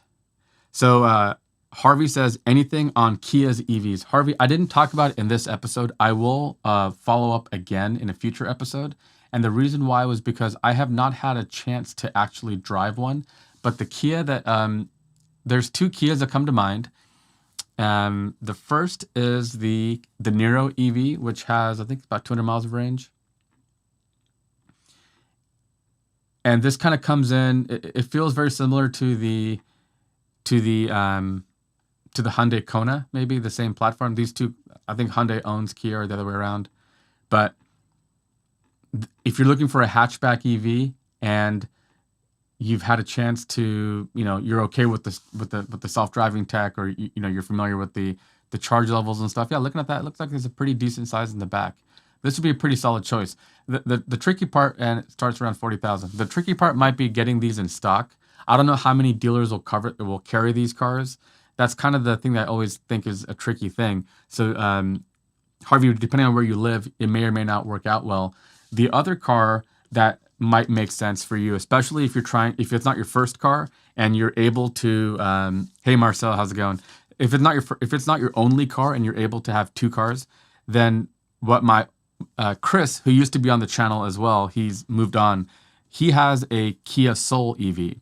Now, it's not a car he would recommend to anybody because it has some little issues that he said never have gotten any software updates for. It has about 100 miles of range, which means that if it's hot or cold or you're going uphill, it could be as little as like 60 or so. but it was super cheap. His lease for that car was so cheap, and his work offered charging. Well, this last year of the pandemic, I think he worked from home, but before that, free charging at work. The lease was so little that it was actually far cheaper. In fact, it would almost paid for itself by the time he factored everything in compared to his previous lease. So his wife had a bigger SUV, and for him as a second car, it made sense. But it'll really come down to your personal choice as far as if it's your only car versus your second car. We have a second car which is not electric today. We don't put very many miles on it, but when we need to, it's an 8-passenger Honda Pilot, which like our in-laws come into town and we can all fit, which is great. So as soon as there's an 8-passenger EV that has 400 miles of range or something, we'll look into upgrading that one too. So James says, have any of these EVs caught fire? Can they blow up? I'll say this, right? Like the engineer in me will tell you, whenever you hold a lot of energy in a small area, you're at a potential for bad things to happen. And that's what EVs do. That's what gasoline is, right? In fact, lately I've seen, like the last month, I've seen like 3 gas cars on fire on the side of the road. One was a newer BMW, 2 were older cars. But EVs have caught fire and had problems too. Tesla had issues with this early on. And there was it Porsche? There was another car company, maybe Bolt, Mach-E, I forget. But there was another company that had issues where a car caught fire. So I will say whenever you store energy in a high density, there's risk, but it's pretty small, almost negligible. And I don't think EVs are any more dangerous than gas cars. I think the numbers are pretty comparable. And from what I see, based on Tesla's numbers that they've shared, it's far less likely than a Tesla. But I think it's suffice to say that they're similar. I don't think there's any reason to worry about that.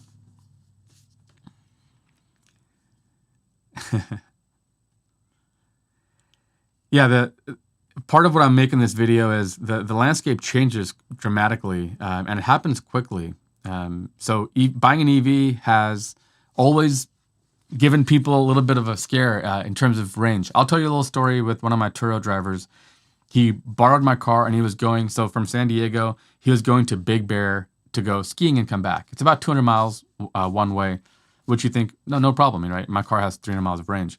The problem is Big Bear is really cold, so the car has to run some heating in the battery pack and in the cabin to keep it from having any kinds of issues. And it's uphill.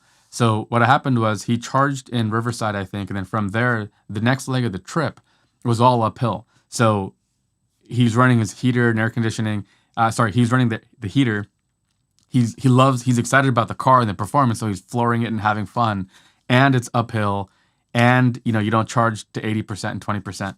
Factor all that in, and he got to his destination with very low charge. And I was kind of freaking out. Speaking of our Teslas, we can monitor everything. And I was like trying to guide him with like, hey, why don't you try to go plug it in and charge somewhere? That way, if it's fully charged, you can relax. But he was going to go skiing right away with the car with very little battery. And I was just kind of nervous about the whole thing. So this is a real deal. If I had taken my Honda Pilot instead of the Tesla, he would have had, in my opinion, a better trip. It would have just done it. It would have been fine. I don't even think he would have had to fill up at all. For the entire trip, he could have come back comfortably and not worried. But EVs, they have systems that they run even when it's parked, and so range is a thing. So my advice to anybody who's thinking about doing it: hop on Turo and get yourself whatever car you're kind of eyeing. If it's a Tesla, get a Tesla. Get it for 4 or 5 days and go on a road trip. Learn the ins and outs of charging at home. It's little things like there have been days when the car was depleted and we needed to charge, but I just forgot to plug it in at night. It's happened. It doesn't happen very often. We're pretty good about it. But if you don't charge it and now your car is pretty low and you have a road trip, that means like within the first 20, 30 miles, the first thing you have to do on your fresh road trip is go charge for 30 minutes, which is not good, right? So there are things to consider with EVs. We have to be honest about that. And the key really is to go experience it for yourself and see how those limitations and the quirks of owning an EV, how they factor in for your own life and if they'll work out for you. Eric says, go troll Toyota for a few. Not sure exactly how I could do that, but Toyota is a funny story. Max says, can a Model 3 Standard Range Plus get 200 miles reliably on the highway in summer? I'm in Greece, very few chargers available.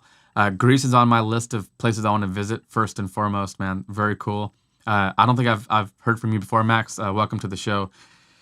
I think 200 miles reliably will be close with the Standard Range Plus. And if you drive like 65 miles an hour, or, 88, something like that, kilometers per hour, you'll be close. But if you're driving 80 miles an hour, like we do here in California, the range will dip pretty dramatically. And that's just a function of the drag from the air.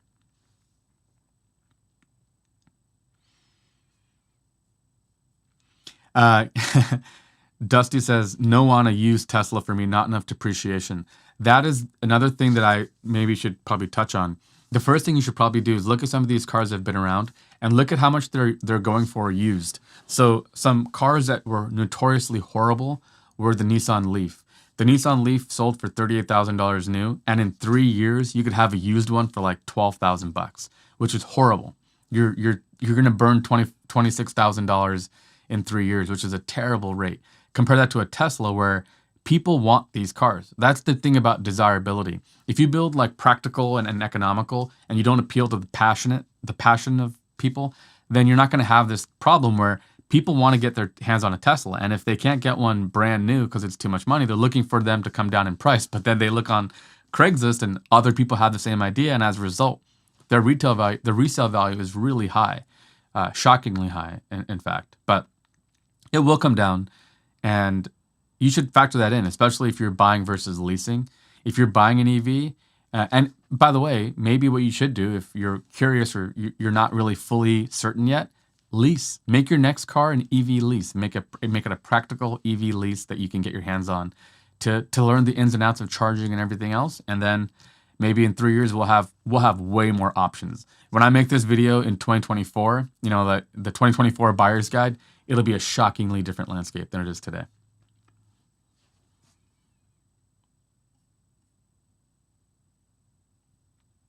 How much does it cost to have your own charger, says James. I am an engineer and I'm comfortable doing the work myself. If you're not, you'd have to hire an electrician. And I've heard the prices can be between like $500 to $800-ish for them to install a NEMA 1450 outlet in your house. So my Tesla, I have a NEMA 1450 adapter. I plug it into there and I charge it, and I could charge it in about 6 hours. So I go to bed and I wake up, no matter how low the battery level is, it'll be fully charged by the time I wake up. So other than that, you can install an actual charger itself, but I just have an outlet, the NEMA 1450 standard. And I have a video on my channel. If you put installing a charger, you'll see my video. I did a DIY series on how I installed mine, but not too bad. Call like around $1,000 maybe to have it installed. But the beauty is you install it once and your next car can use it too, or your friend's car when they come to visit. It's not like you got to keep buying them over and over again. It's a one-time thing. James says, do you ever think SpaceX ships will ever be EV ships? It's a great question. Our next video, trying to build a little bit of hype. Thank you guys who are still watching. Our next video is on Starship. And so the title is going to be, why is the SpaceX Starship so big? And we're going to kind of tackle this very interesting from a cool perspective. James, the answer to your question is no, they'll never be electric. And the reason is the way rockets work is by like the delta mass in terms of the velocity. You can either change your acceleration or change your mass. And so what they're doing is they're expending mass. In the case of a Starship, which runs on a methalox, methane, and liquid oxygen engine, they are combining the two in a channel, and the resulting gas is superheated and it goes shooting out the back end of the rocket, resulting in an equal and opposite force to the rocket upward. So you need to expel some mass out the back, because in space you don't have air even, right? Like you can have a jet engine that runs a turbine, because even at 30,000 feet you have air, but up in the atmosphere and into space you don't have any air, you're in a vacuum. So the only way to move is by moving mass in the opposite direction. Now to be fair, that could be like compressed nitrogen. Liquid nitrogen is a common cold booster, but for like breaking free of the atmosphere, you need some really powerful fuel. So not going to happen.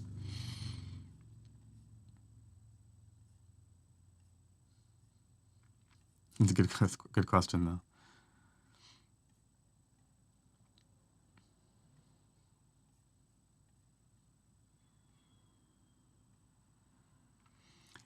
Silent Sam asked, "What's a good down payment proposition to go for when you're buying a new car?"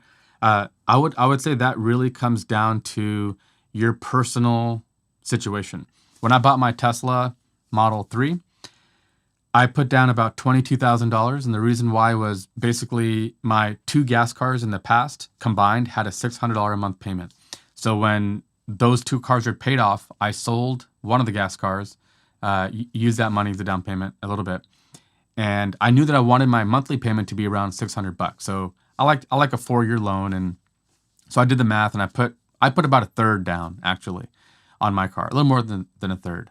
And the reason was because I wanted to have this in this many months. I want to have the car paid off, which is important to me because I don't like long term loans. And two, I wanted to pay $600 a month. So I just did the reverse calculation and I put the down payment accordingly. For you, that might be different. Maybe you want to put way less down because you need that money for something else. And two, you don't really care about the monthly aspect of it, or you can make it a longer term. But those are your three variables, right? Down payment, how much it costs to buy, and how many months over which you're going to pay for it, and figure out what works best for you.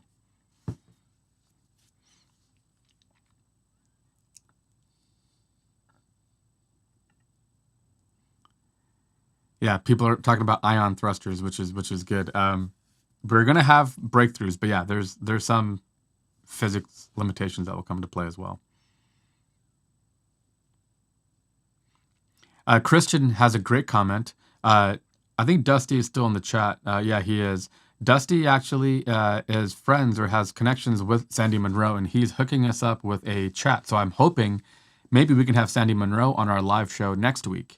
So stay tuned. I'll put out links to exactly what's happening there. But he says Sandy Monroe keeps going on about how people are saying that Chinese EV cars are a lot better in quality than people think and want to give them credit for. And if they ever come to the US, will people give them a look? P7 from Xpeng is particularly nice.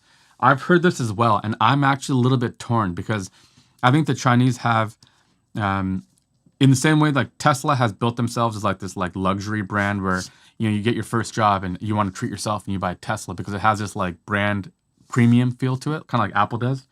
I'm afraid that the Chinese will have to overcome a little bit of negative brand image for a while because I think the perception isn't the best, which is funny because our Apple products and a lot of stuff is made in China, but people don't think of it like that. So um, there's also some politics at play. There's some other factors that might make it trickier, but I do think the Xpeng Neo. There's some of these car companies that are doing some pretty interesting stuff. And one thing I've always mentioned is when you move into a new frontier, when you break the mold of what used to be with electric vehicles, the power centers of where power of car manufacturing used to reside will completely shift. So in the gas car world, the power centers were North America, the U.S. Well, yeah, the U.S., Germany, Japan were probably the top three, and then you've got like South Korea was emerging. You got some in like England and stuff, but like China didn't really export too many cars. They just built cars for themselves because I didn't think they would really be able to. They didn't think they could sell very many outside of China. But that could completely shift. Now the U.S. is kind of leading the way with Tesla, but now VW comes online. Maybe there's other makers in other places that start building cars, and maybe China becomes like the big player. China becomes the Germany or Japan of Europe. So that could shift. I think the next couple of years will be interesting. And you got to remember that even if Americans don't buy it, which I could see that happening, there's still a huge market in Asia, and it wouldn't take much in terms of like brand recognition and hiring celebrities to like endorse your products for Neo and Xpeng to become and be thought of as a highly desirable product. The Xpeng car to me it kind of looks like a Lucid Air, but it's not nearly as pretty. These are the early models. I think in the future they're going to get better looking. So I personally haven't seen one that I would want to go spend money on. But I think they're going to come, and I think China's going to be a huge player because they're really investing in this technology early on. in a bigger way, I think, than the U.S. really is. So I do think China is going to be a global manufacturing powerhouse for EVs, unlike in the gas car world. Yes, my wife just said 15 more likes when we break 100. Come on, we could do this, guys. I'm after the likes. I think that's become kind of my thing. Christian says, yeah, we would see what happened back in the 70s with the Japanese, with Honda and Toyota. That's exactly what I'm thinking with the shift in powers. Clara Smith says, I reserved mine the first 15 minutes of the reveal. Clara, are you talking about the Cybertruck? I'm curious which car you're talking about. Tesla Raj is here. What's up, man? I actually, Raj, do you want to join the show? I could, let me see if I can throw him an invite.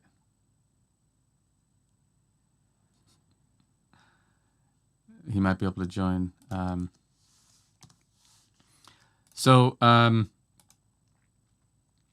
a used EV is something I haven't thought of a whole lot, but I would say do your research on like warranty, how much of it will remain after you get it, and see how much the depreciation is. Because some of these cars, they hold their value so well. Like buying a Model 3 to me, they hold their value so well. I would just kind of say, why not just buy a new one? Like that's how well they're keeping their value. So.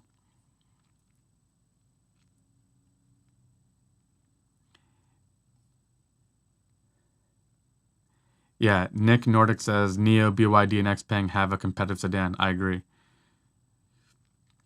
All right, Raj can't join us, but he's on the call. Tesla, I know Tesla Raj, if you guys haven't seen his channel, he has really good in-depth reviews of some of the accessories and parts and products you can buy for your Teslas, and also just generally what it's like to own these cars. I know he wants to buy a Model Y, but if he could convert his full self-driving over to his new car, I think he'd do it today. So, but the Model Y is a car we didn't really mention, but probably the best EV for the most people, I would say right now, is the Model Y. I prefer the Model 3 because I like sports sedans much more than the Model Y. To me, just the center of gravity is a little bit higher. It feels more like an SUV, and I'm a sports sedan fan, like 3 Series BMW. That was always my staple growing up. So I prefer the Model 3, but I think my wife and most people will prefer the Model Y.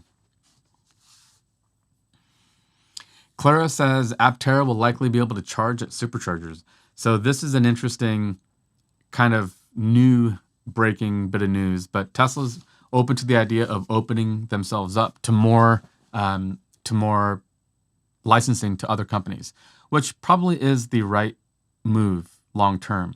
Because I've always said Tesla does not want to be in the business of building out charging infrastructure. That's not a hugely profitable thing, and it is very capital intensive. It can cost $500,000 or more dollars per charge station that you're building out. So like if you have to build battery factories to build cars and you have to build charging stations, like that is not a very attractive business proposition, and you're not going to get many people to start doing the same sort of thing. So I think it makes sense for them to license it out, because now if you're actually able to have stations in strategic locations, but you allow your cars to charge at Electrify America and Blink and everywhere else. Now we open up the charging to everybody, and it'll be game over. Because Tesla doesn't want to have to build 1 million charging stalls. That's going to cost them a ton of money, and that money would be far better spent building new models, because they can build EVs. Let other people build the charging infrastructure. That's kind of the way I look at it.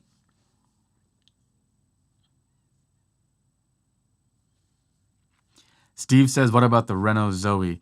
If you want to know about the European EVs, which there are far, far more options for you than there are in North America, you got to go check out Fully Charged Live. They're kind of the pioneers in this space, but they do great coverage, and they've talked about all the different European EVs out there. Those are cars that we don't have here in North America, so I'm not too familiar with them.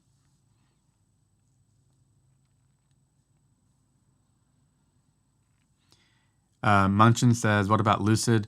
I love the Lucid Air. I mentioned I want the 500-mile range one. I wouldn't need the Dream. I would go with like the cheapest 500-mile range version. I like the look of it and stuff. they should be building cars soon. And as I hear more, I'll cover more. And I'm still waiting for a factory tour. I think they've had some delays and stuff. So I'll be keeping an eye on them as well.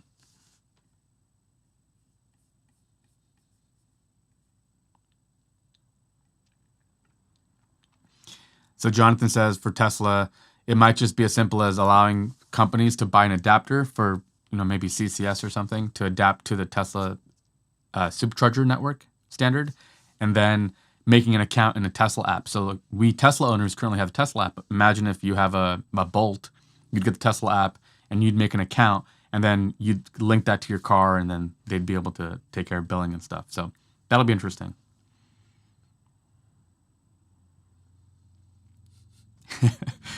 Aptera says the best door handle is no door handle. The best charger is no charger.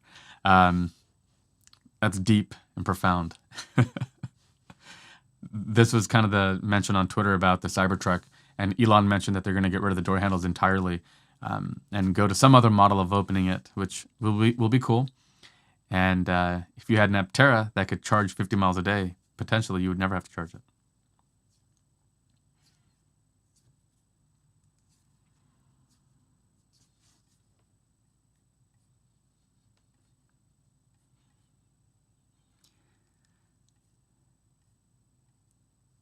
Tobias Hernandez, who I haven't seen before, welcome to the channel, says, what about solar EV collaborations? Solar EV collaborations, there is quite a bit. I actually have a video talking about adding solar to electric vehicles. You can check it out in my video, on my channel. But more cars are coming with it. Again, it's a small gain, especially if you have a bigger car. The bigger the car and the more energy needed to travel 1 mile, the less miles you're going to get from the sun. But if you have a smaller and a smaller car, that improvement in range gets better. So down to something like an Aptera, which is a 3-wheeled car with a really small frontal area, very low drag coefficient. If you can get your aerodynamic drag down far enough, then maybe, putting solar panels all over your roof gives you 30 to 50 miles of range. And for the average person, that might be all you ever need in a day.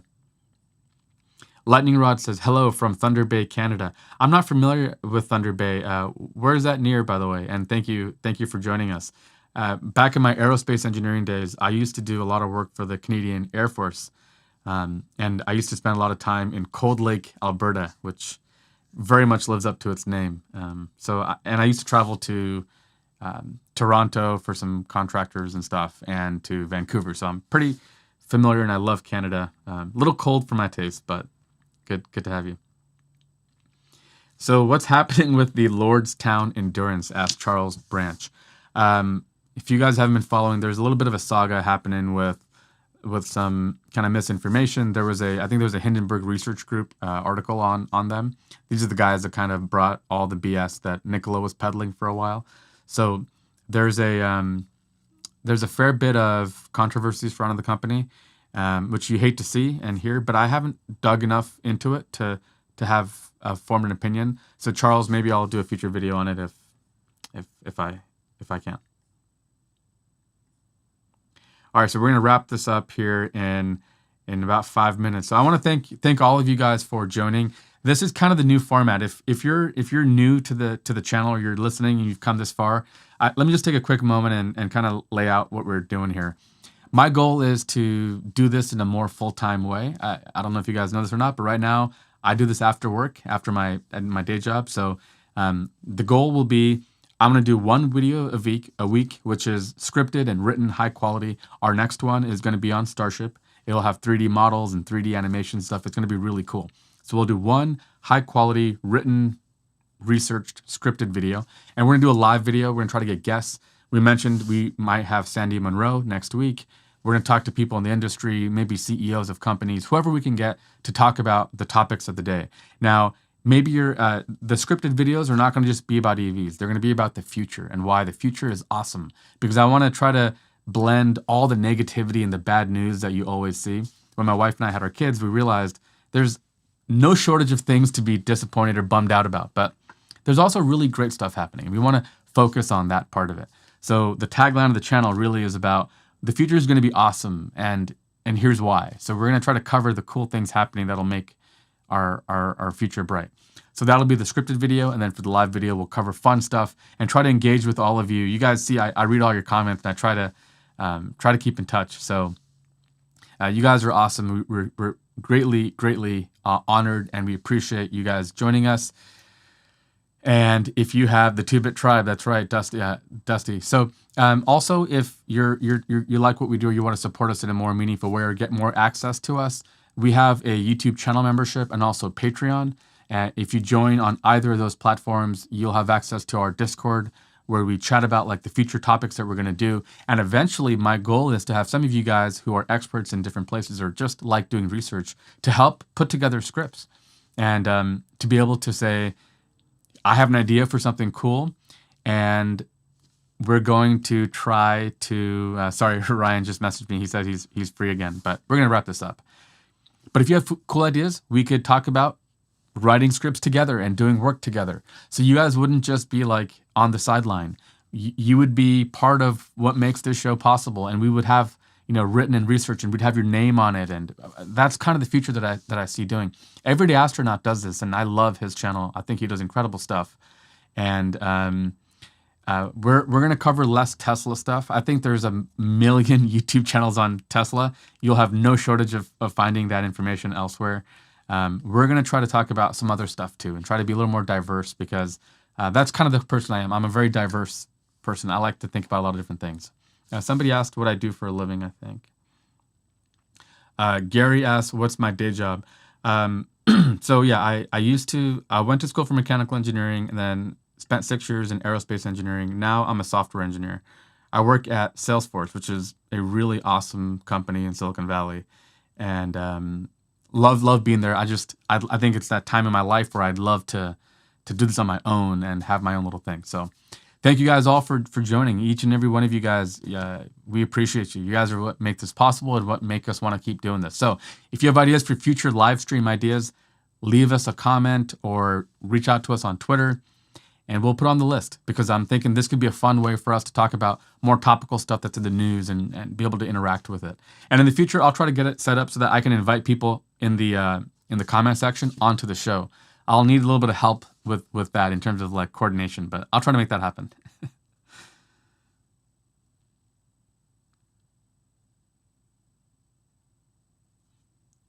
Yeah, Gary says the future is bright. Buy cool shades. Maybe my channel art on the channel, it'll be me wearing sunglasses, and it'll say that on there. That's a good idea, just like that. But yeah, that's the vision for the channel. So if that sounds good to you, join us. If nothing else, just subscribe and watch our stuff, and please be active in the comments. I tend to know a lot of you guys are, and I appreciate you guys for being here. Have a great weekend, everyone. It's very early here in California on a Saturday. Hope you have a great rest of your weekend, and we'll catch you guys next week on Thursday with Starship. So stay tuned and have a good one.